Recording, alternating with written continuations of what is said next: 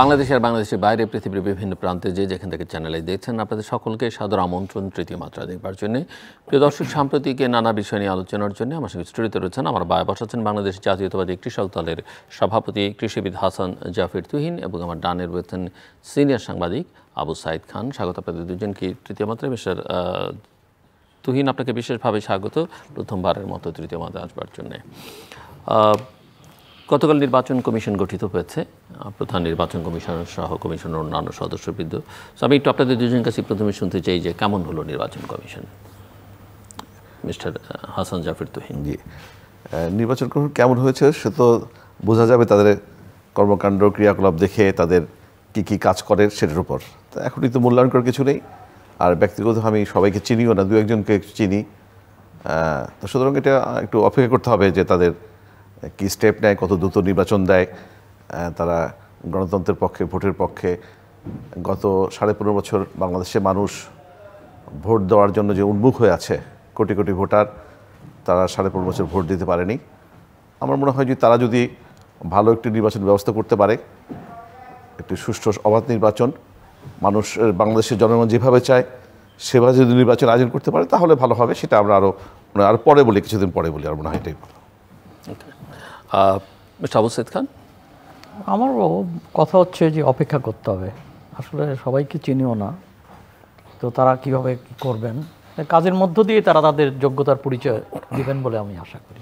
একটা পত্রিকা আমি দেখলাম যে এটি বিএনপি এবং তার মিত্রদের সুপারিশ করা যে নামগুলো ছিল, দুটো নাম ছিল, তার মধ্যে একজন যিনি প্রধান নির্বাচন। সে তো হতেই পারে, তাতে তার আপত্তির কিছু নেই। কেননা প্রস্তাব যে কোনো জায়গা থেকে আসতে পারে, আর রাজনৈতিক দলগুলো প্রস্তাব সবার কাছেই চাওয়া হয়েছে, চাওয়া হয়েছিল। অতএব রাজনৈতিক দলগুলোর প্রস্তাব তো নিশ্চয়ই বিবেচনা হতে পারে, আর সব প্রস্তাব তো বিবেচনা হয়নি, তো একটা দুটো তো এসছে। তো আপনার কাছে যদি আমি একটু মিস্টার জাফির তুহিনের কাছে যাওয়ার আগে জানতে চাই যে আপনার কাছে কি মনে হচ্ছে যে ইলেকশন কমিশন হলো, এখন ইলেকশন করবার দায় কতটা সরকারের, কতটা নির্বাচন কমিশনের? কারণ আমরা রাজনৈতিক নেতাদের হয়তো কারো কারো ধারণা বা কথা থেকে যেটা ধারণা পাওয়া যাচ্ছে, তারা মূল প্রেশারটা নির্বাচন কমিশনের উপরই দেবেন যে নির্বাচনের তারিখ ঘোষণা বা অন্যান্য রোডম্যাপ সম্পর্কে আপনার কি ধারণা? না, রাজনৈতিক দল তো তাদের তো ভূমিকা তো গুরুত্বপূর্ণ, নিঃসন্দেহে গুরুত্বপূর্ণ। তো ইলেকশন কমিশন যদিও সাংবিধানিক একটা তার অবস্থান রয়েছে, কাজ করবেন, কিন্তু রাজনৈতিক দলের এই দলের সুবিধা অন্তর্বর্তী সরকার কিংবা যদি তত্ত্বাবধায়ক সরকার হয়, যেহেতু তাদের কোনো দল নেই, সেহেতু তারা দলনিরপেক্ষ অবস্থান গ্রহণ করতে পারবে। যদি তাদের দল থাকে, কিংবা ধরুন যে এখানে যদি কোনো দলের প্রতিনিধি থাকে নির্বাচনকালীন অবস্থায়, আমার মনে হয় তাদেরকে সে অবস্থান ত্যাগ করতে হবে। এবং আমাদের যে ধারণাটা সেটা হচ্ছে যে দল থাকলেই সেখানে কোনো দল কিংবা দলের সদস্য নেতা থাকলে সেখানে সুষ্ঠু নির্বাচন আমরা দেখি না, এক ধরনের হস্তক্ষেপ হয়। অতএব সেখানে দলনিরপেক্ষ সরকার অথবা তত্ত্বাবধায়ক সরকারের অধীনে নির্বাচন হওয়াটা সঙ্গত বলে মনে করি। বাংলাদেশের অভিজ্ঞতা তাই বলে। এখন যে সরকার আছে সেটাকে কি আপনি দলনিরপেক্ষ বা তত্ত্বাবধায়ক সরকার বলবেন কি বলবেন না? এখন 100% দলনিরপেক্ষ না, যেহেতু এখানে ছাত্রদের যে প্রতিনিধি রয়েছে তাদের এক ধরনের দল রাজনীতির প্রক্রিয়াও আমরা লক্ষ্য করছি।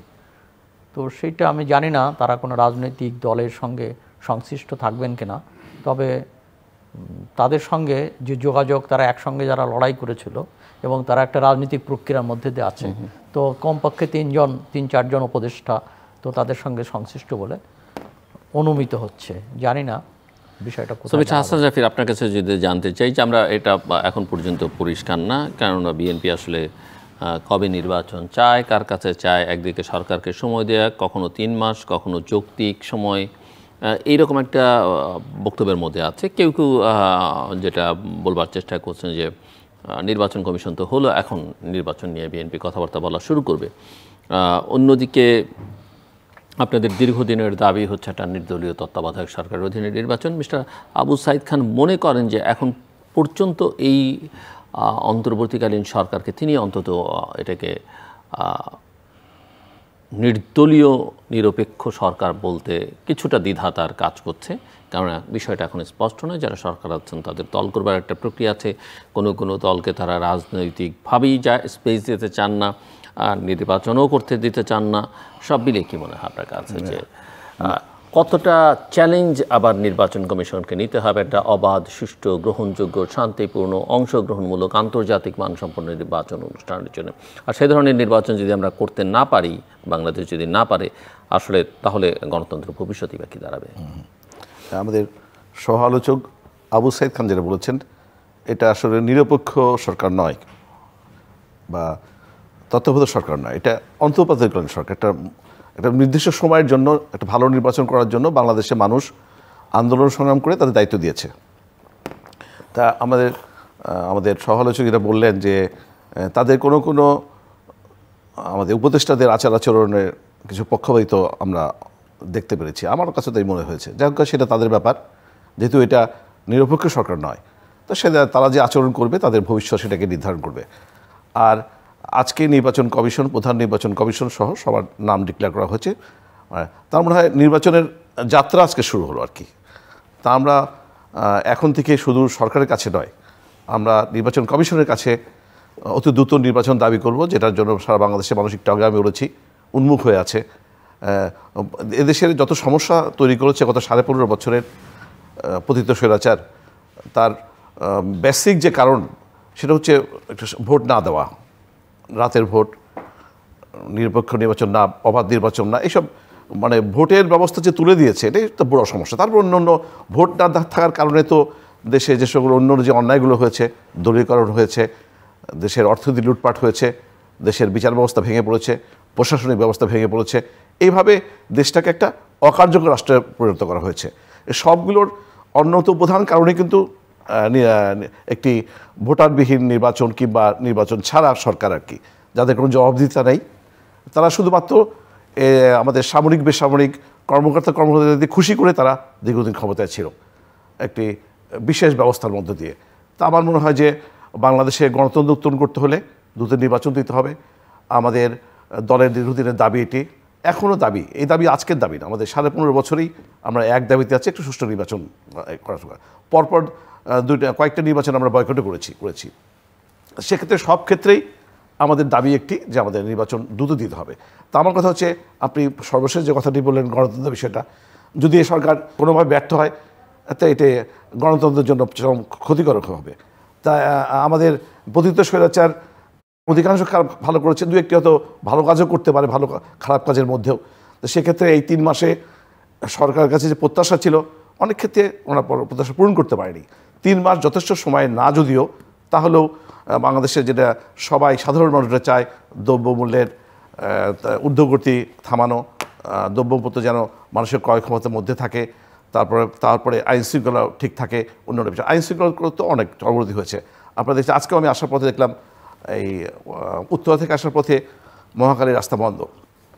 কারণ জিজ্ঞাসা করলাম, সেখানে বললাম যে এই অটোরিকশারা তারা রাস্তা ব্লক করেছে। আজকে সকালে পত্রিকা খুলে দেখলাম গতকালকে ঢাকা কলেজ এবং সিটি কলেজের ছাত্রদের মধ্যে তারা সংঘর্ষে লিপ্ত হয়েছে। অন্যদিকে তিতুমির কলেজের ছাত্ররা তারা বিশ্ববিদ্যালয়ের দাবিতে রাস্তাঘাট অবরোধ করেছে। গত 2 দিন আগে তিতুমির কলেজের ছাত্রছাত্রীরা তারা ট্রেন লাইন অবরোধ করে সেখানে ইট পাথর মেরে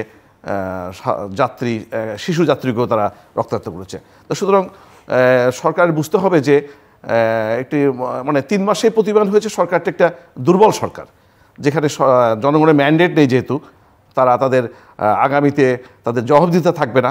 সরকার যদি দ্রুত চলে গেল, কিন্তু নির্বাচিত সরকারদের তো জবাবদিহিতা আছে। সুতরাং এত দুর্বল সরকার কতদিন চলতে পারে, যারা আইন শৃঙ্খলা কন্ট্রোল করতে পারে না? আপনার এমন কোনো বিষয় নেই, মানে যে এমন কোনো অ্যাসোসিয়েশন নাই যারা রাস্তায় নামেনি, প্রতিদিনই একটি নিত্য ঘটনা হয়ে থাকে।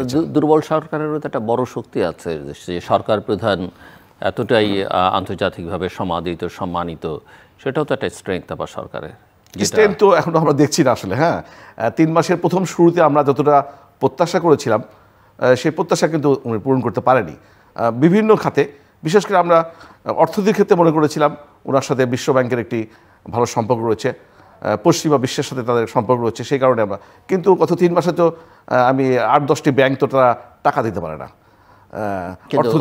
রিজার্ভে হাত না দিয়ে বৈদেশিক অনেক ঋণ শোধ করেছেন, সেটাও তো না কি রিজার্ভ তেমন উল্লেখযোগ্য আপনি কোনো ডাটা দেন, তেমন কোনো বড় ধরনের ঋণ শোধ করেনি। বরঞ্চ এখন বাংলাদেশের যে 8টি ব্যাংক এখন টাকা 8 থেকে 10টা ব্যাংক টাকা দিতে পারছে না, সেখানে প্রায় 50 লক্ষের উপর গ্রাহক প্রতিদিন ব্যাংকে ভিড় করছে। অনেকের হসপিটালে রুগী বসে আছে, তারা রিলিজ করতে পারছেন না। এভাবে অর্থনৈতিক ক্ষেত্রে সবচেয়ে বেশি আশা আমরা তার কাছে প্রত্যাশা করেছিলাম। এমন কোনো বিনিয়োগও হয়নি। আর যদি আপনাদের এই আইনশৃঙ্খলা পরিস্থিতি এত খারাপ হয়ে থাকে তাহলে বিনিয়োগ তো বাধাগ্রস্ত হবে। হ্যাঁ, তারপরে ফরেন ইনভেস্টর যেমন আসবে না, যারা ইনভেস্ট করেছিল তারাও গুটিয়ে এখান থেকে চলে যাবে। সুতরাং তেমন কোনো আমি দেখছি না। তবে আমরা এই সরকারের চাই, সফলতা চাই। আমরা জানি এই সরকার ব্যর্থ হলে এই জুলাই আগস্টের যে আন্দোলন, যে বিপ্লব, এটা ব্যর্থ হবে। আমরা চাই না যে কোনোভাবেই, মানে আমরা এই সরকারের ব্যর্থতা চাই না। সুমিশ আবু সাইদ খান, আপনার কাছে যদি আপনি শুনছিলেন ওনার সঙ্গে কথোপকথন, এবং আমি যদি ওনার কথা সূত্র ধরে প্রশ্ন করি যে 100 দিন পার করলো সরকার, ভালো মন্দ মিলিয়ে আপনি কি দেখছেন? আমি ততটা নিরাশ নই, কেন অর্থনীতির ক্ষেত্রে তো কিছুটা অনেক সাফল্য তাদের আছে। যেমন আপনি বলছিলেন যে ঋণটা, মানে তারা বিদেশি ঋণ রিজার্ভে হাত না দিয়ে কিন্তু পরিশোধ করেছে, যতটা সম্ভব করেছে। ব্যাংকগুলো সম্পর্কে এক ধরনের আতঙ্ক তৈরি হয়েছিল, তো ব্যাংকগুলোকেও তারা সচল করার চেষ্টা করছে, কিছুটা সাফল্য তো আছেই। তো বাইরে রেমিটেন্স প্রভাবটা এটা স্তীমিত হয়ে পড়েছিল, সেই রেমিটেন্সটাও কিন্তু বাড়ছে। তো সেই দিক দিয়ে কিছু আশাপ্রদ ঘটনা ঘটছে। তবে যেটা ঠিক যে দ্রব্যমূল্যটাকে নিয়ন্ত্রণে আনতে পারছে না, এটা খুব কঠিন ব্যাপার। সিন্ডিকেট তো বহাল রয়ে গেছে। তো এটা একটা বড় চ্যালেঞ্জ আমার মনে হয়। কেন মানুষের ভোট দেওয়ার যেমন আকাঙ্ক্ষা ছিল, ঠিক তেমনই করে তো জনগণ, যারা রিক্সাওয়ালা, ফেরিওয়ালা, সাধারণ মানুষ যারা এই সংগ্রামে অংশ নিয়েছিল, তাদের একটা প্রত্যাশা ছিল যে বাজার ব্যবস্থাটা একটা নিয়ন্ত্রণে আনবে। তো এটা পাচ্ছে না। এটার কারণটা আমি জানি না। এটার জন্য বিকল্প, আমি অনেক জায়গা বলেছি যে এটা বিকল্প বাজার ব্যবস্থা দরকার। সব খোলা বাজারের পার ছেড়ে দিলে হবে না, তো তখন এক ধরনের সিন্ডিকেট তৈরি হয়ে যাবে। তো সেখানে হচ্ছে যেমন টিসিবিকে আরও অ্যাক্টিভেট করা, টিসিবির মাধ্যমে ন্যায্য মূল্যের দোকান করা। এখন টিসিবির মাধ্যমে কিছু কিছু করা হয়, যেমন ট্যাগ যায়, মানুষ হুমড়ি খেয়ে পড়ে, কেউ পণ্য পায়, কেউ পায় না। তো এখানে ন্যায্য মূল্যের দোকান করা, রেশনিং ব্যবস্থা চালু করা, অর্থাৎ বিকল্প বাজার ব্যবস্থা দরকার। কেবলমাত্র খোলা বাজারের উপর এটা ছেড়ে দেওয়া ঠিক না। তারপরেও সিন্ডিকেটটাকে দমন করতে হবে। সিন্ডিকেটের কারণটা হলো, একসময় অনেক ব্যবসায়ী ছিল, মাঝারি মানের ব্যবসায়ীরা এই পণ্য সরবরাহ করত। এখন কিন্তু সেই ব্যবসায়ীদের হাত থেকে এখানে বড় বড় কোম্পানির হাতে ব্যবসাগুলো চলে গেছে। এমনকি চাল, আটা, মানে নিত্য প্রয়োজনীয় জিনিস ও এখন মাঝারি ব্যবসায়ীদের কাছে নেই, সিন্ডিকেটের হাতে, বড় কোম্পানির হাতে চলে গেছে। তারা সহজেই সিন্ডিকেট করে তোলে। এবং সেইটা এর আগে আমরা দেখেছি যে ব্যবসায়ী মন্ত্রী, তিনি এই ব্যবসায়ী সিন্ডিকেট ভাঙতে পারেননি। এখনও আবার যদি ব্যবসায়ী মন্ত্রী হয়, তো আমার মনে হয় এখানে সিলেকশনগুলোর দিকেও বিবেচনা করা উচিত ছিল, যে যারা এখানে কঠোর অবস্থান গ্রহণ করতে পারবেন সেই, এবং দূরদর্শী পদক্ষেপ নিতে পারবেন। সেই ক্ষেত্রে কিছু কিছু ক্ষেত্রে সরকারের আন্তরিকতার কোনো অভাব নেই, তবে তাদের সক্ষমতা নিয়ে তো কিছু প্রশ্নই রয়েছে। বাট আপনি একটা বিষয় বলছিলেন যে পার্টি করার বা অন্যান্য বিষয়ে কারো কারো উৎসাহ, আগ্রহ, চেষ্টা, সেটা ইডিওলজিক্যাল পজিশন থেকেও অনেকেই কিছুটা কনসার্ন ব্যক্ত করছেন যে তারা বাংলাদেশকে ওটা তাদের মতো করে কোনো একটা বিশেষ ডিরেকশনে নিয়ে যাবার চেষ্টা করছে কিনা। আপনার মধ্যে কোনো সংশয় আছে সেসব বিষয় নিয়ে? না, এখন ব্যাপারটা হচ্ছে যে হ্যাঁ, প্রত্যেকটা তো আলাদা আলাদা এজেন্ডা থাকতেই পারে, এবং সেই এজেন্ডার পিছনে মানে থাকতে তো পারে, কিন্তু অসৎ উদ্দেশ্য আছে তাও আমি মনে করি না। কিন্তু সেখানে তাদের অভিজ্ঞতা এবং বাস্তবতা, বহির্ভূত বাস্তবতা যেটা সম্ভব না এমন কিছু প্রস্তাব করছে, কিংবা এই অভ্যুত্থানকে দেখার দৃষ্টিভঙ্গিগত পার্থক্য কিছু রয়েছে। কেননা এই অভ্যুত্থানটা এটা কিন্তু বিপ্লব না। আমি আগেও বোধহয় আপনার এখানে বলেছি যে ফরাসি বিপ্লব কিংবা রুশ বিপ্লব, অক্টোবর বিপ্লবের মতো বিপ্লব না। এটা একটা অভ্যুত্থান, স্বতঃস্ফূর্তভাবে জনগণ অংশগ্রহণ করেছিল, ঠিক যে ছাত্ররা অগ্রণী ছিল, কিন্তু এখানে ব্যাপক মানুষ তার ক্ষোভ যন্ত্রণা থেকে তারা আন্দোলনে শরিক হয়েছিল। তো এখন এখানে কোনো, যেমন বিপ্লব হলে বিপ্লবী শক্তি প্রস্তুত থাকে, পোড়খা নেতৃত্ব থাকে, তারা বিপ্লবী সরকার গঠন করে অনেক ধরনের রেডিক্যাল পদক্ষেপ গ্রহণ করতে পারে। আমাদের এখানে কিন্তু সেটা হয়নি। আমাদের এখানে সংবিধানের ব্যত্যয় ঘটেছে, এখানে একটা অন্তর্বর্তীকালীন সরকার হয়েছে, এটাই বাস্তবতা ছিল, পথ ছিল না। কিন্তু সংবিধান সম্মতভাবে তারা অগ্রসর হওয়ার শপথ নিয়েছে এবং সংবিধানকেই প্র্যাকটিস করছে। বিগত সরকারের রাষ্ট্রপতি আছেন এবং অন্যান্য যারা দায়িত্বে আছেন তাদের এই কাঠামোর ভিতর থেকে কিন্তু পরিবর্তন করছে। এখন ছাত্রদের আকাঙ্ক্ষাটা আরও অনেক বেশি, কিন্তু সেটা বাস্তবায়নটা আমার কাছে খুব প্র্যাকটিক্যাল মনে হয় না। বরং এই যেমন তারা অনেকেই বলছেন যে সংবিধানটা বাতিল করে দিতে হবে, কিন্তু এটা বাস্তবসম্মত না। বরং এই সংবিধানের ভিতর যে কালাকানুন ঢুকে পড়েছে, অগণতান্ত্রিক বিধান আছে, সেগুলোকে সরিয়ে দিতে হবে, সেগুলোকে দূর করে এখানে সংবিধানের গণতন্ত্র দরকার। এখানে আমরা দেখতে পাচ্ছি যে তরুণদের স্বপ্ন এবং আকাঙ্ক্ষার সাথে বাস্তবতার কিছু অমিল রয়েছে। আমার কাছে মনে হয় বাস্তব অবস্থান থেকেই চিন্তা করতে হয় এবং এখানে এমন কিছু করা যাবে না যেটা আরেকটা অস্থিরতার জন্ম নেবে। এমনি কিন্তু ধরুন যে মানুষের ভিতর এক ধরনের, অনেকে মনে করছে যে এটা একটা সুযোগ, এই সরকার যখন নতুন সরকার তখন সবাই তার নিজস্ব এজেন্ডা নিয়ে মাঠে নেমেছে, ছাত্ররা পরীক্ষা দিবে না, এই ধরনের এজেন্ডা নিয়েও তারাই হয়েছিল। তো তখন দায়িত্বটা ছিল আমার মনে হয় যে এই ছাত্র যারা নেতৃত্ব দিয়েছিল ওদেরকে নিয়ন্ত্রণে আনা, কিন্তু ওরা সেটা নিয়ন্ত্রণে আনেনি। অবশ্য যখন আনসাররা নামলো তখন তারা ভূমিকা পালন করলো। ওই ভূমিকাটা যদি এইচএসসি ছাত্রদের ক্ষেত্রে পালন করতো তাহলে এটা হতো না। এখনও যেটা হচ্ছে তিতুমির কলেজকে বিশ্ববিদ্যালয় করতে হবে, এটা তো এইভাবে তো বিশ্ববিদ্যালয় করা যায় না। হ্যাঁ, তারা দাবি করতে পারে, তারা সেখানে স্মারকলিপি দিতে পারে, লিখতে পারে, পত্রিকায় দাবি দিতে পারে, হ্যাঁ, যুক্তি তুলে ধরতে পারে, কিন্তু আপনি রাস্তা অবরোধ করে এই ধরনের বিশ্ববিদ্যালয় করা যায় না। আর বিশ্ববিদ্যালয় করা একটা রাষ্ট্রীয় পরিকল্পনার ব্যাপার, নীতি নির্ধারকদের বিষয়, যে আমার কতগুলো বিশ্ববিদ্যালয় আমাদের আছে, কত নতুন বিশ্ববিদ্যালয় করা সম্ভব কিনা এবং সেটা কোথায় দরকার।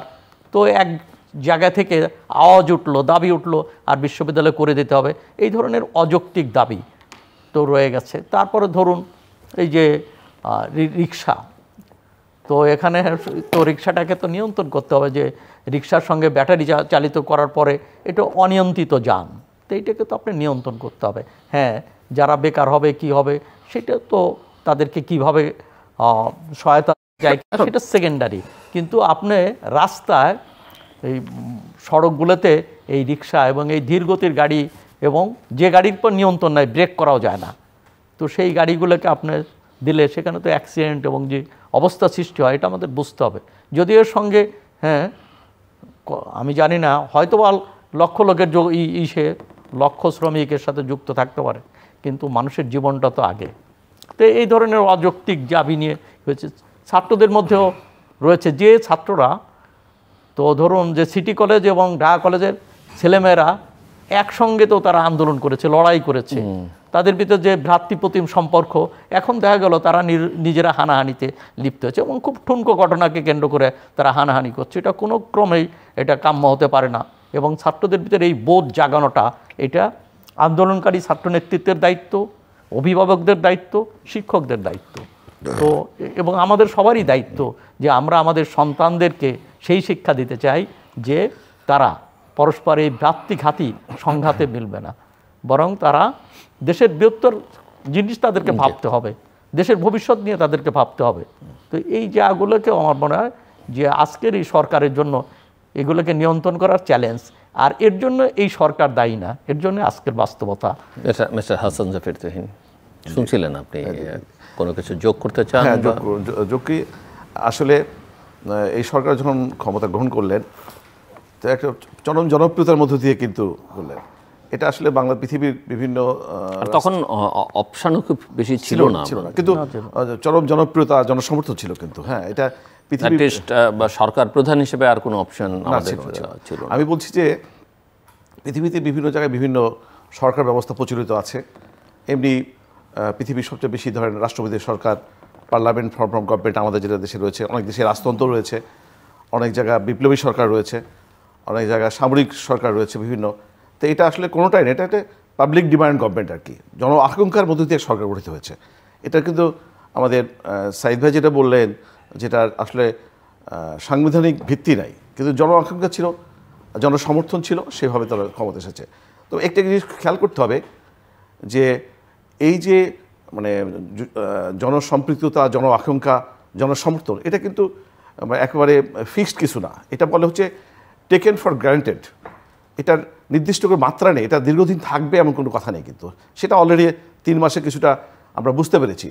একটা উদাহরণ যদি দেই, আমরা আমাদের স্বাধীনতা যুদ্ধের পরে যখন শেখ মুজিবুর রহমান পাকিস্তান থেকে ফিরে আসলেন, তখন তার জনপ্রিয়তা এত তুঙ্গে, আমার খুব ছোটো ছিলাম, খুব খেয়াল আছে যে তার জনপ্রিয়তা এমন, তখন তার জন্য বাংলাদেশে লক্ষ লক্ষ মানুষ রোজা রেখেছে, তার মঙ্গল কামনা করে রোজা রেখেছে।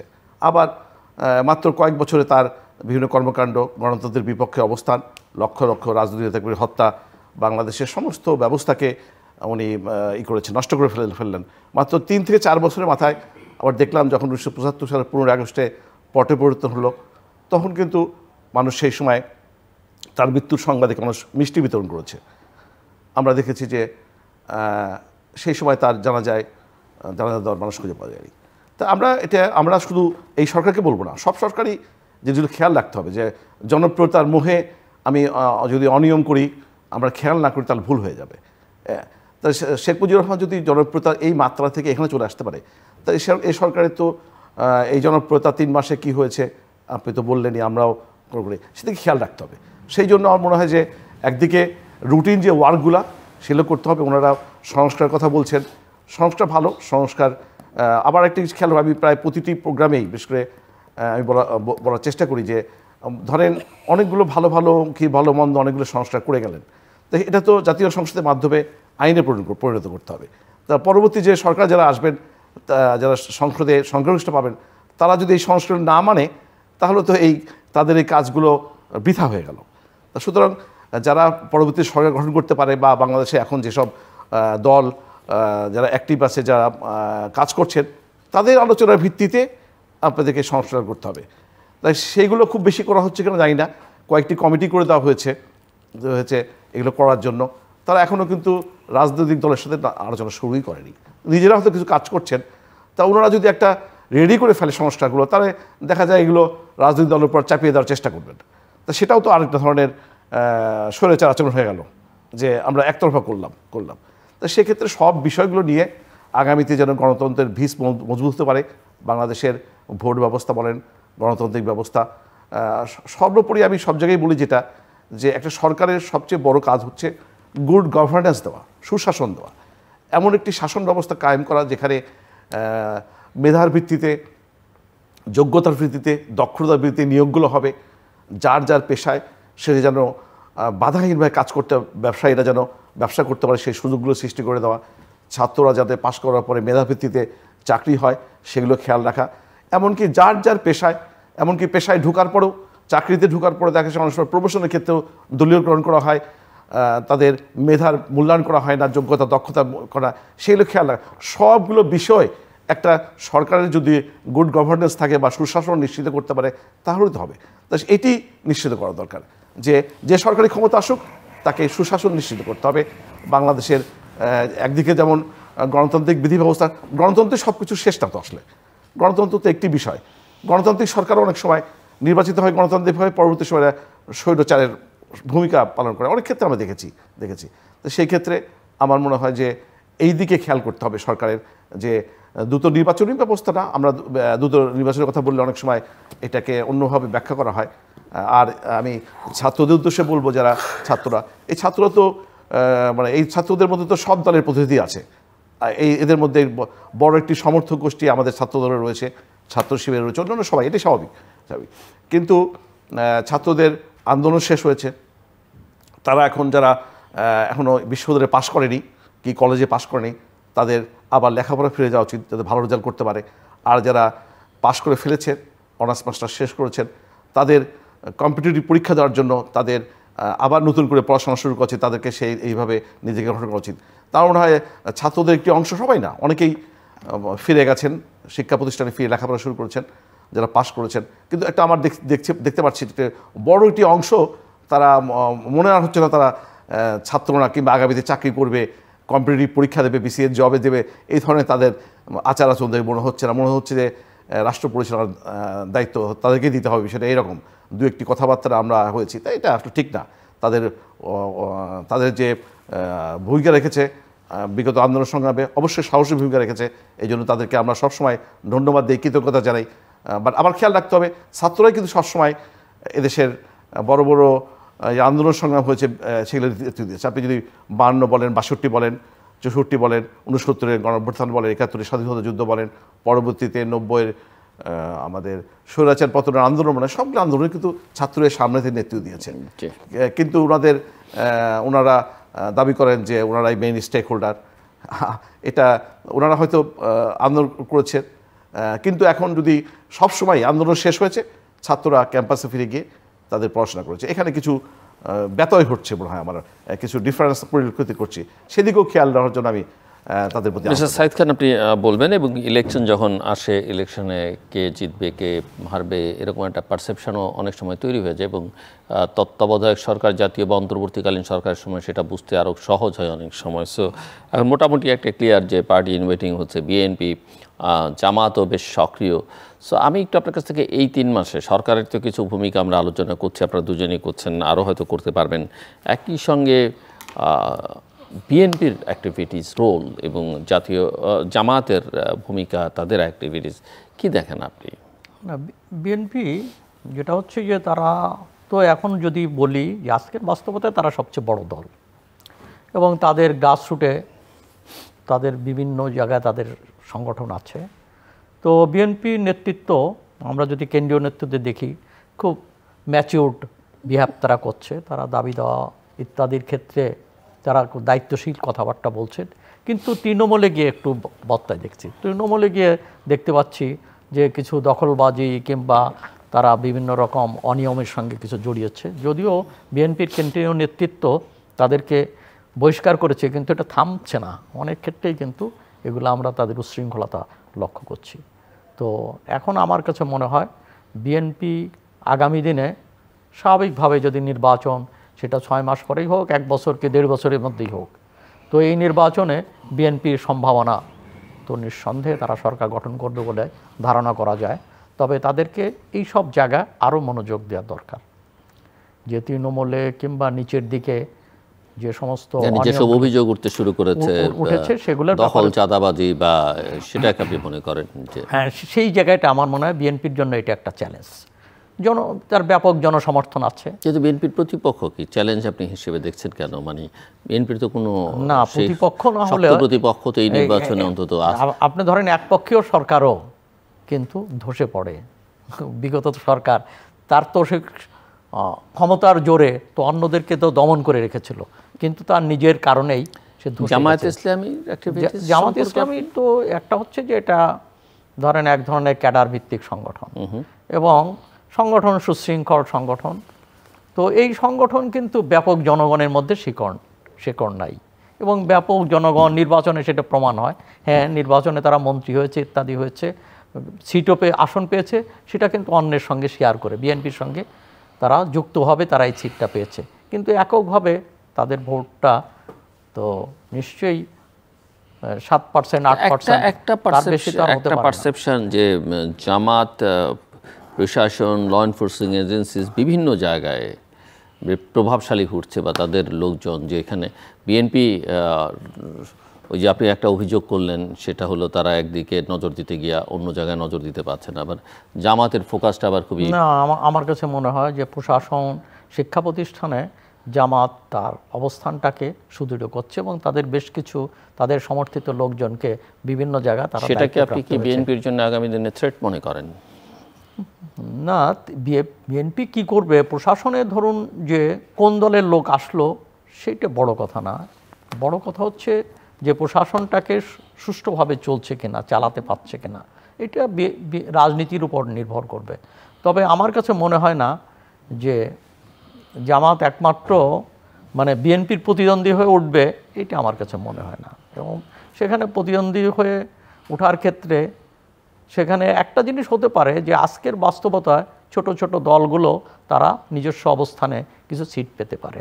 আর একটা হচ্ছে নির্বাচনের পদ্ধতিটা কি হবে, এই ব্যাপারে এখনও ডিসাইডেড না, এখনও নিশ্চিত না যে এর প্রচলিত যে কনস্টিটুয়েন্সি ভিত্তিক নির্বাচন হবে না সংখ্যানুপাতিক নির্বাচন হবে, যে অঞ্চল ভিত্তিক প্রতিনিধি আসবে না দেশভিত্তিক প্রতিনিধি আসবে, এই ব্যাপারটা ফায়সালা হওয়ার দরকার। এই ব্যাপারটা ফায়সালা হলে নির্ভর করবে রাজনীতি কোন দিকে যাচ্ছে।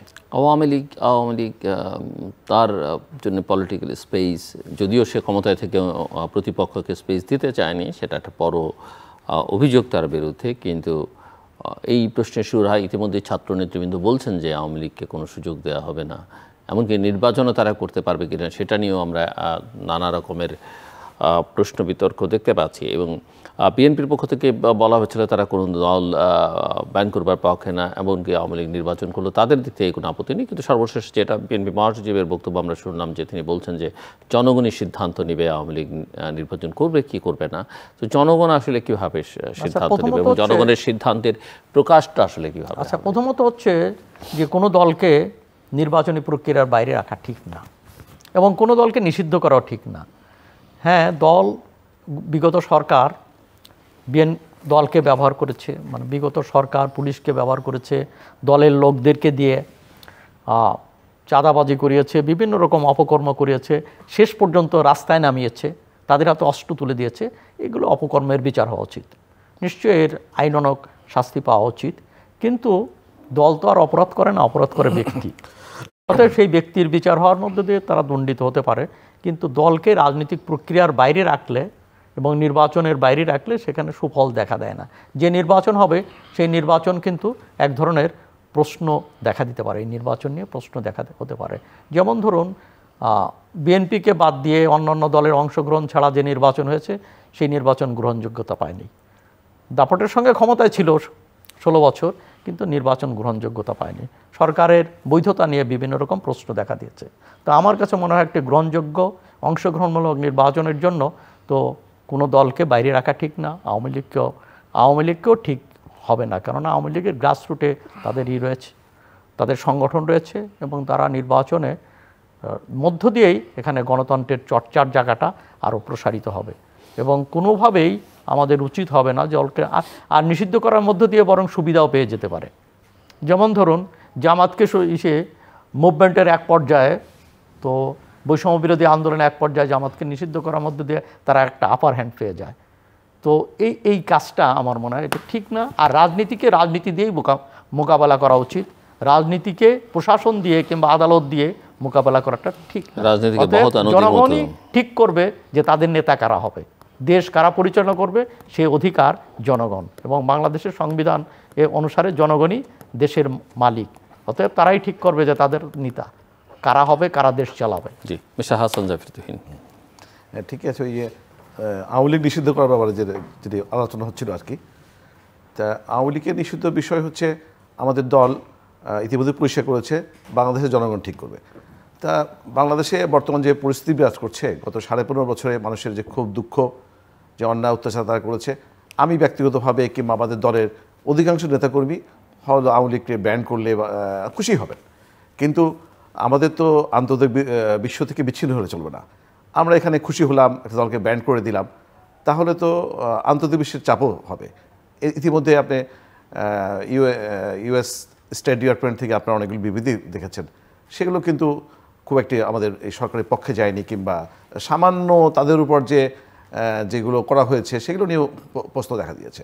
তো এখনও যারা বলছেন তারা এই বাস্তবতা বিবর্জিত কথা বলছেন।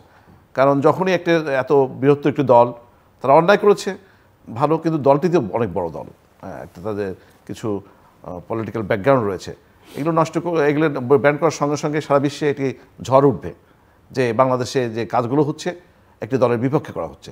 কিন্তু এখন যে পরিস্থিতি বিরাজ করছে যে এই দলটি যদি নির্বাচন যায়ও তাদের প্রার্থী খুঁজে পাবো না, সেখানে এই দল নিয়ে এত সংখ্যার কি আছে? সেটা তো তাদের সমস্যা, যদি প্রার্থী খুঁজে না পাওয়া যায়, প্রার্থী খুঁজে পাওয়া যাবে না, তাদের সমস্যা।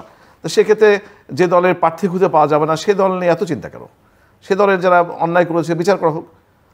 খুঁজে পাওয়া গেলেও চিন্তা করা, হ্যাঁ, লক্ষ লক্ষ কোটি টাকা পাচার করলো, সেগুলো বিচার করা হোক। হাজার হাজার খুন করলো, আমাদের দলেরই তো কয়েক হাজার নেতাকর্মীকে তারা গুম খুন করেছে, এগুলো বিচার হলে তো আওয়ামী লীগ করার কোনো নেতাই খুঁজে পাওয়া যাবে না, তাই সেই দিকেই না হোক।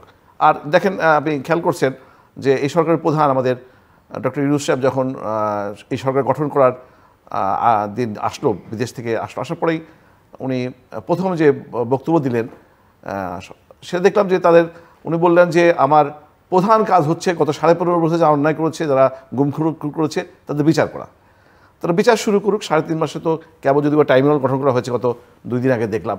তা আমার মনে হয় যে ওরা যে পরে অন্যায় করেছে বিগত পতিত স্বৈরাচার, আমার মনে হয় যে এরা যদি এদের প্রকৃত বিচার হয়, নিরপেক্ষভাবে বিচার হয়, তাহলে তো কয়েক লক্ষ নেতাকর্মী তার হ্যাংড হবে, তারা ফাঁসি কাষ্টে চলতে হবে, হাজার হাজার বছর জেল হবে তাদের। তো এগুলো সামলাতে তাদের তো সময় শেষ হয়ে যাবে। তাদেরকে নিয়ে এত চিন্তা করার কিছু নেই। আমার মনে হয় যে আমরা এই ছাত্র জনতা সহ সবাই আমরা একটা আকাঙ্ক্ষা নিয়ে আছে, নতুন বাংলাদেশ গঠন করব, সেই দিকেই আমাদের মন আছে। কেমন করে করলে আগামীতে কোনো স্বৈরাচার নতুন করে আবির্ভাব দেশে না হবে, নতুন ফ্যাসিস্ট যাতে না হয়, সেগুলো দেখে খেয়াল করা উচিত। আওয়ামী লীগ নিয়ে খুব বেশি একটা চিন্তার বিষয় আছে কিনা। আমরা যদি সেটা বাদ দিই, তাহলে বিএনপি প্রসঙ্গে যে কথাটা মিস্টার আবু সাইদ খান বলছেন, হ্যাঁ বিএনপি ক্ষমতায় আসবে, তারপরে তো ক্ষমতা আসলেই তো হয় না, যেটা আপনিও বলছেন, এমনকি গণতান্ত্রিকভাবে নির্বাচনের মধ্যে দিয়ে অস্বৈরাচার করতে পারে। বিএনপি যে সেটা হবে না, সেটা কিভাবে নিশ্চিত হওয়া যাবে? এই কারণে বিএনপির কিছু অভিযোগ তো সারা দেশেই এখন আছে, বিশেষ করে হ্যাঁ কেন্দ্রীয় নেতৃত্ব হয়তো কিছু ম্যাচুরিটির পরিচয় দিচ্ছেন, কিন্তু তৃণমূল পর্যায়ে অনেক কিছুই নিয়ন্ত্রণ করা যাচ্ছে না। অন্যদিকে জামাতও তাদের একটা ফুটপ্রিন্ট সর্বত্র রাখবার চেষ্টা করছেন, এবং এটা রাষ্ট্রের যে কেন্দ্রগুলো খুবই শক্তিশালী ভূমিকা রাখে রাষ্ট্র পরিচালনায়, নির্বাচন বলি, গণতন্ত্র বলি, সব কিছুতে, সেখানে জামাতের ফুটপ্রিন্ট অনেক বেশি শক্তিশালী, অনেক ক্ষেত্রে দৃশ্যমান, এবং বিএনপি ছোট ছোট অনেক জিনিসের মধ্যে জড়িয়ে পড়েছে, এবং তাতে করে তার ভাবমূর্তিও খানিকটা প্রশ্নের মধ্যে পড়ছে বলে অনেকে মনে করেন। এবং অন্যদিকে আবার ছাত্ররা তাদের একটা নতুন করে, মানে আমি ঠিক ছাত্ররা বলবো না, যারা ছাত্র পরিচয়ে এখন সরকারে আছেন বা নেতৃত্ব দিচ্ছেন, তারা তাদের একটা নতুন বয়ান তারা হাজির করবার চেষ্টা করছেন। সব মিলিয়ে কতটা চ্যালেঞ্জিং মনে হচ্ছে? ঠিকই আছে। আসলে আমাদের দলের বিপক্ষে, আমাদের কর্মকাণ্ডের বিপক্ষে কিছু অপপ্রচারও রয়েছে। আমি আমার নিজের এলাকা সেখানে আমি এই গণঅভ্যুত্থানের পরে কয়েকবার গিয়েছি। সেখানে আমি প্রথম আমার মন খারাপ হয়েছে যে কিছু দখল, কিছু হাট ঘাট বাজার এগুলো দখল হচ্ছে, হয়তো এটা আমিও আমার কনসার্নে এসেছে। তা আমি এগুলো খোঁজ দিয়ে দেখলাম, মানে এগুলো যদি ব্যাখ্যা করা হয় তাহলে বিএনপির কোনো দোষ খুঁজে পাবেন না। যেরকম আমাদের এলাকায় কয়েকটি নদীবন্দর রয়েছে, যেখানে আওয়ামী লীগের তারা করতো, তারা ওখানে টোল তুলতো সরকারি একটা নিয়মের মধ্য দিয়েই। তারপরে কিছু বাজার রয়েছে, সেখানে টোল আদায় করা হয়, গভর্নমেন্টের রেভিনিউ আদায় করা হয়। সেখানে আমাদের লোকজন গেছে, তারা চলে গেছেন, সেখানে তো টোল আদায় না করলে সরকারের ক্ষতি হয়ে যাবে। সেখানে আমি একটা ঘাটে দেখলাম, তারা এই বিগত সরকারের সময়, আমি গত পরশুদিন দেখলাম আমাদের নগরবাড়ি ঘাটে সম্ভবত ওখানে ট্যাক্স কালেক্ট করা হয়, সেখানে গত সরকারের সময় 1,60,00,000 টাকা ডাক দিয়ে তারা নিয়েছিল। আমাদের দলের যারা নেতাকর্মী তারা নিয়েছে 2,80,00,000 দিয়ে নিয়েছে।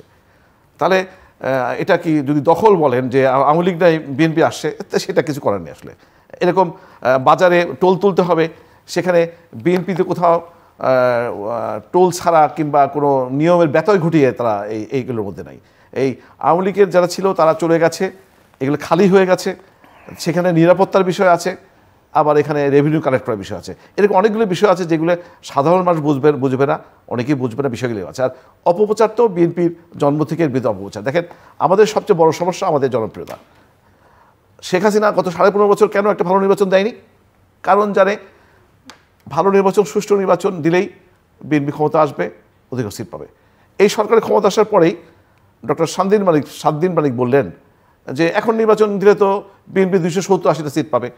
তো এটাই আমাদের অপরাধ, যে আমাদের সুষ্ঠু নির্বাচন হলেই বিএনপি সংখ্যাগরিষ্ঠ পায়, দেশে অধিকাংশ সিট পায়। এমনি পায়? বাংলাদেশের জনগণ কি এমনি আমাদেরকে এত পছন্দ করে? আমাদের জনপ্রতি এত ভালো কি এমনি? কারণ আমরা এত অন্যায় করে, দখল করলে, চাঁদাবাজি করলে, তাহলে তো আমাদেরকে মানুষ ভোট দিতে যাবে? আপনারা বলছেন, অনেকেই এই অপপ্রচার করছে, কিছু কিছু মিডিয়াও আসছে যে আমাদের দখল করছি, এ করছি, সে করছি। ঠিক আছে, জনগণকে ছেড়ে দেয়, দখল করলে কেন আমাদের ভোট দিতে যাবে? এবার তো আর অন্যায়ভাবে ভোট কেটে নেওয়ার সুযোগ থাকবে না। ভোট কেটে নেওয়ার সুযোগ যেন না থাকে, এটি নিশ্চিত করেন আপনি। আমরা কেন এই আমাদের অপপ্রচার করা হচ্ছে? আওয়ামী লীগ করছে, এখনও কোনো মিডিয়া প্রচার করছে। আপনারা বললে একটু আগে আমাদের সাংবাদিক আবু সাইদ খান, উনিও বললেন যে কিছু কিছু হয়েছে। ঠিক আছে, যদি হয় তাহলে এগুলো জানার পরে বাংলাদেশের মানুষ আমাদেরকে ভোট দেবে। তো ভোট দিয়ে দেখেন না কেমন হয়। ভোটই তো সমস্যার সমাধান। আমরা ভালো কাজ করলে আমাদেরকে ভালো মানুষ ভোট দেবে, খারাপ কাজ করলে ভোট দেবেন না। তো এটাকে তো জনগণের উপর ছেড়ে দিতে হবে। জনগণের উপর ছেড়ে দিতে হবে। যারা আজকে অন্য অন্য আওয়ামী লীগ বাদেও যেসব দল এখন ক্ষমতা যারা স্বপ্ন দেখছেন, স্বপ্ন দেখাটাই সঙ্গত। তাদের এই স্বপ্ন দেখাকে আমি ওয়েলকাম করি, কিন্তু তাদেরকেও ভোট ফেস করতে বলেন, তাহলে আমরা বুঝবো যে আমরা অন্যায় করেছি কিনা, আমরা অপপ্রচার হয়েছে কিনা, সেটা ভোটে পরিণত হয়ে যাবে। আবু সাইদ খান, না, ভোটের বাইরেও জবাবদিহিতা থাকতে হয়। যেমন প্রতিনিয়ত একটা আপনি ক্ষমতায় গিয়ে 5 বছরের জন্য প্রথম আমি বছরে আপনাকে দুটি উদাহরণ দিলাম। না, আমি বলি, যেমন ধরুন যে যদি কোথাও চাঁদাবাজি দখলবাজি হয়, ইজারা নেওয়া সেটা অন্য জিনিস। যদি চাঁদাবাজি দখলবাজি হয় তো সেটা পত্রপত্রিকা লিখতে পারবে, জনগণ সমালোচনা করতে পারবে, সেই অধিকারগুলোকে তো থাকতে হবে। আপনি কেবলমাত্র 5 বছরের জন্য, অর্থাৎ ভোটের জন্য অপেক্ষা করা, এটা বিষয় না। প্রতিনিয়ত জবাবদিহিতার মধ্যে রাজনৈতিক দলকেও থাকতে হবে, এবং সেটা জবাবদিহিতার ঊর্ধ্বে কেউ না, এই ব্যাপারটা আমাদের ভাবা দরকার। আর একটা হচ্ছে যে হ্যাঁ, ভোট তো যেতে হবে, ভোটে যাওয়ার আরেকটা ভোটের বিষয়টা আমি সরি, আমি বুঝতে ভুল, আমি ভোটের কথা আমি বলছি যে এই যে অভিযোগগুলো করা হয়েছে আমাদের দৃষ্টিতে অধিকাংশ ঠিক আছে, কিন্তু আপনার দলও অনেক জায়গা বহিষ্কার করেছে, শাস্তিমূলক ব্যবস্থা নিয়েছে। আমরা সামান্যতম আমরা এবার যে বৈশাখগুলো করেছি কয়েক হাজার নেতা, আমি আমার দলেরও অনেক নেতা করে বৈশাখ করেছি, সেক্ষেত্রে কিন্তু আমরা অভিযোগ আসার সঙ্গে সঙ্গে এটা প্রমাণ করার আগে আমরা বৈশাখ করে দিয়েছি।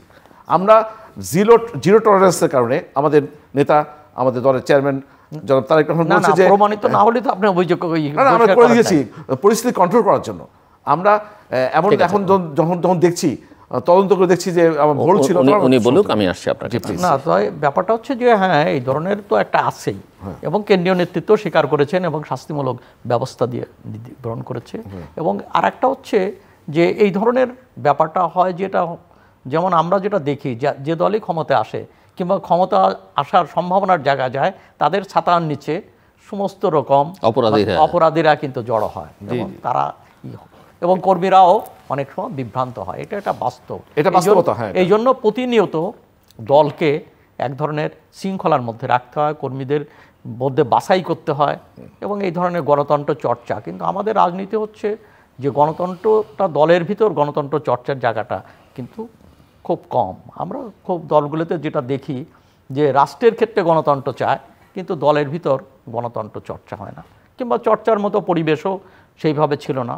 যেমন ধরুন যে তত্ত্বাবধায়ক সরকারের অধীনে যে 4টা নির্বাচন, সেই নির্বাচনে কিন্তু পরপর 2বার কেউ নির্বাচিত হয়নি। তো এই যে একটা সুযোগ, কিন্তু এই যদি তত্ত্বাবধায়ক এই প্রক্রিয়া যদি অব্যাহত থাকতো, তাহলে সেখানে আমরা দেখতে পারতাম যে কর্মীরাও তারা লেসন নিচ্ছে, দলও শৃঙ্খলার মধ্যে যাচ্ছে, গণতন্ত্র চর্চাটা করছে। কিন্তু পরবর্তীতে যখন একটা ট্রেন্ড ডেভেলপ করলো যে জোর করে ক্ষমতা যাওয়া যায়, তো এই ট্রেন্ডটা তো এখন সোসাইটিতে রয়ে গেছে যে জবরদস্তিমূলকভাবে ক্ষমতায় যাওয়া যায়, কিংবা ক্ষমতায় গিয়ে যা খুশি তাই করা যায়, 5 বছর যা খুশি তাই করা যায়। তো এই ট্রেন্ড থেকে আমাদেরকে সব দলকেই সেখানে গণতন্ত্র চর্চা করতে হবে, কর্মীদেরকে প্রশিক্ষিত করতে হবে, এবং তাদের মধ্যে দেশপ্রেম জাগাতে হবে। সেই জায়গাটা আমার মনে হয় সবার জন্যই, বড় দলের জন্য, ছোট দলের জন্য, সবার জন্যই সেটা প্রযোজ্য। তো সেই কাজটা আমার মনে হয় বিএনপির জন্য 2টা চ্যালেঞ্জ যদি বলেন, একটা অভ্যন্তরীণ তার কর্মীদেরকে প্রশিক্ষিত করা, গণতন্ত্র চর্চা করা, এই কাজগুলো তাকে করতে হবে। হ্যাঁ, জনগণের সমর্থন তাদের আছে, এটা নিয়ে আমি আন্তর্জাতিক বা আঞ্চলিক কোনো চ্যালেঞ্জ দেখেন বিএনপির জন্য? আর একটা হচ্ছে যে আমার কাছে যেটা মনে হয় সেটা খুব বড় জিনিস না, সেটা হচ্ছে যে প্রতিবেশী দেশ থেকে তা মানে এক ধরনের তো আওয়ামী প্রীতি তাদের ছিল, এবং কিছু মানে অনিয়মতান্ত্রিকভাবেও তারা সমর্থন দিয়েছে, এবং তারা আন্তর্জাতিক নর্মসকে ভঙ্গ করেও তারা বিগত সরকারের সঙ্গে তারা সখ্যতা গড়েছে, যেগুলো মোটেই সমর্থনযোগ্য নয়। তবে যেটা হলো যে ভিতরে যে ক্ষোভই থাক না কেন, তাদের যেটায় ক্ষোভ থাক না কেন, কিন্তু বাস্তবে হচ্ছে তাদের সিদ্ধান্ত হচ্ছে তারা অলরেডি অফিসিয়ালি যেটা বলেছে যে বাংলাদেশে যে পরিবর্তন ঘটেছে সেটা বাংলাদেশের জনগণের ব্যবসা, অভ্যন্তরীণ বিষয়। তো আমার কাছে মনে হয় না যে আন্তর্জাতিকভাবে কোনো হস্তক্ষেপ বাংলাদেশের ক্ষেত্রে হবে না, এবং বাংলাদেশ গণতান্ত্রিক প্রক্রিয়া যাওয়ার ক্ষেত্রে সব দেশেরই হয় কেউ নীরব থাকবে, কেউ সহযোগিতার হাত বাড়াবে। বড়জন নীরব থাকতে পারে, হাত গুটিয়ে থাকতে পারে, কিন্তু এই হাত অন্যভাবে, অর্থাৎ যে এখানে নির্বাচনী কোনো দলকে আর এটা বাস্তবে কিন্তু যায় না। সব দলের মানে আন্তর্জাতিক সমর্থন থাকলেই কিংবা কোনো দলের প্রতি আন্তর্জাতিক কোনো দেশের প্রতিবেশী দেশের সমর্থন থাকলেই সে দল রাজনীতিতে জায়গা করে ফেলতে পারে তা না। আমি একটা কথা বলি, 90-এর আগে এরশাদ সরকারের প্রতি কিন্তু প্রতিবেশী ভারত, চীন এবং মার্কিন পশ্চিমা দুনিয়ার সমর্থন ছিল, কিন্তু জনগণের শক্তি বড় শক্তি এবং আন্দোলনের মধ্য দিয়ে কিন্তু এরশাদ ক্ষমতাচ্যুত হতে হয়। অতএব আন্তর্জাতিক সমর্থন নিয়ে যারা ক্ষমতায় আসার চিন্তা করে, ভাবনা করে, আমার মনে হয় তারা বুকার স্বর্গে বসবাস করে। কেননা বাংলাদেশের জনগণই হচ্ছে শক্তি এবং সব দেশেরই নীতি নির্ধারক এবং নিয়ামক শক্তি হচ্ছে জনগণ। জি, মিস্টার হাসান জাফির। আন্তর্জাতিক বিষয়টা যে বলছিলেন আর কি, তা আসলে আমাদের গত 15.5 বছরে আওয়ামী দুঃশাসন, আওয়ামী ফ্যাসিস্টদের পাশাপাশি ভারতীয় আধিপত্যবাদ একটা প্রভাব বিস্তার করেছে এখানে, আপনি যেটা বললেন আর কি। তা আমার মনে হয় না তাদের সরকার আশা করি বুঝতে পারবেন। আর ভারত পার্শ্ববর্তী বড় দেশ হিসাবে বরাবরই স্বাধীনতা পড়াতে বাংলাদেশে খুব একটা ভালো চেয়েছে বলে মনে হয় না আসলে। তা সেক্ষেত্রে বাংলাদেশের জনগণ ইতিমধ্যে বুঝে ফেলেছে, তারাও মনে হয় বুঝতে সক্ষম হয়েছে যে এইভাবে সব কিছু চাপিয়ে দেওয়া, এই 15.5 বছরে যে অন্যায়গুলোর তারা সমর্থন দিয়েছে অনৈতিকভাবে, সেইগুলোতে তারা বুঝতে পারবে আশা করি। তা একটা জিনিস খেয়াল করেন যে এবার শুধু কিন্তু এই ফ্যাসিস্ট সরকারের পতন হয়নি, ফ্যাসিস্ট সরকারের সাথে সাথে বাংলাদেশের উপর থেকে ভারতীয় যে আধিপত্যবাদ সেটারও কিন্তু পতন হয়েছে।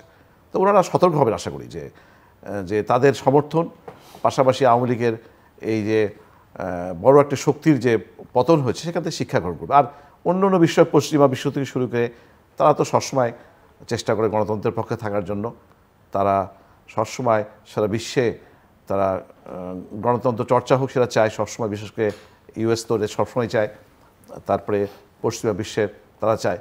সেক্ষেত্রে আমার মনে হয় না কোনো বড় ধরনের চ্যালেঞ্জ এই সরকারের কিংবা আগামীতে যারা সরকার গঠন করবে তাদের আছে বলে আমার মনে হয় না। জি, আর কিছু যোগ করবেন? আমরা শেষের দিকে শেষ করব, ক্লোজিং রিমার্কস হিসেবে আর কিছু। হ্যাঁ, এটা হচ্ছে আমি যেটা মনে হয় যে যেটাই হোক আর কি, যে সরকার চলছে, এই সরকারকে আমরা যে কোনোভাবেই ব্যর্থ হতে দিব না। এই সরকার আমাদের আন্দোলনের ফসল, আমাদের মানে হাজার হাজার নেতাকর্মীর রক্তের উপর এই সরকার গঠিত হয়েছে। আমরা প্রত্যাশা করি এই সরকার সফল হোক। এই সরকারের সফলতা আছে, সামান্য যেসব ভুল ত্রুটি ব্যর্থতা আছে সেগুলো আগামীতে তারা যেন ব্যর্থ না হয়, সেক্ষেত্রে আমাদের দলের পক্ষ থেকে এবং সাধারণ মানুষের পক্ষ থেকে তাদের সমর্থন সহযোগিতা করে আমরা এই সরকারকে আমরা সফল করতে চাই। আর পাশাপাশি আমরা তো বরাবরই বলছি যে বিএনপি আমাদের দল বরাবরই বাংলাদেশকে একটি মানবিক বাংলাদেশ দেখতে চায়, দেশে সমাজে ইনসাফ প্রতিষ্ঠা হোক সেটা চায়, বাংলাদেশে মানুষ গণতান্ত্রিকভাবে সব কিছু নির্বাচিত হোক সেটা চায়, বাংলাদেশের রাষ্ট্র কাঠামো যেন একটি হয়রানিমূলক রাষ্ট্র কাঠামো থেকে বের হয়ে আসতে পায় সেগুলো বাংলাদেশ চায়। আর সর্বোপরি তো আমাদের দলের যেটা মূল আদর্শ যে আমরা বাংলাদেশকে সুখী সমৃদ্ধশালী, আমরা শহীদ জিয়ার স্বপ্নের বাংলাদেশ দেখতে চাই, সেই স্বপ্নের পথে আমরা এগিয়ে দিতে চাই। সেক্ষেত্রে আমরা সকল শ্রেণী পেশা মানুষের আমরা সমর্থন প্রত্যাশা করি এবং আগে নির্বাচনেও যদি নির্বাচন হয় সেক্ষেত্রেও আমরা সকল শ্রেণী পেশার মানুষকে আমরা তাদের সমর্থন প্রত্যাশা করি।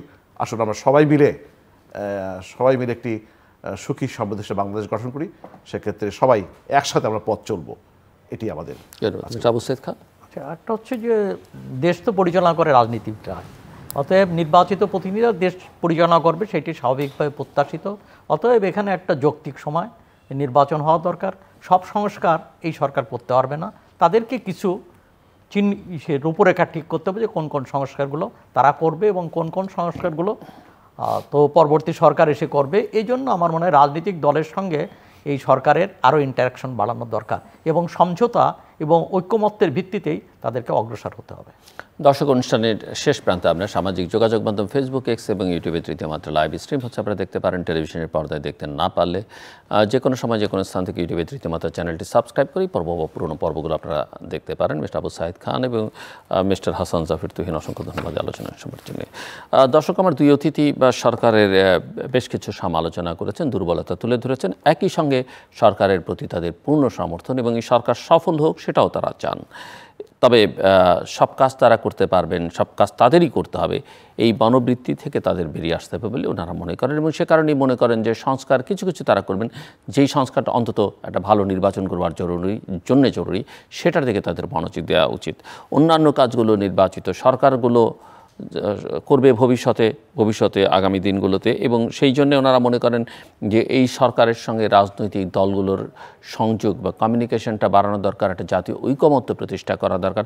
এবং একটাই চাওয়া, ছাত্রদের যে চাওয়াটা ছিল জুলাই এবং আগস্টের শুরুর দিকে, যেটা তারা পরিষ্কার বলেছে যে বাংলাদেশে যেন কখনো ফ্যাসিবাদ বা স্বৈরাচার না আসতে পারে, সেরকম একটা ব্যবস্থা নিশ্চিত করা। সেটা কাগজে কলমে করে খুব একটা সুবিধা না, এটা আসলে মনস্তত্ত্বের ব্যাপার।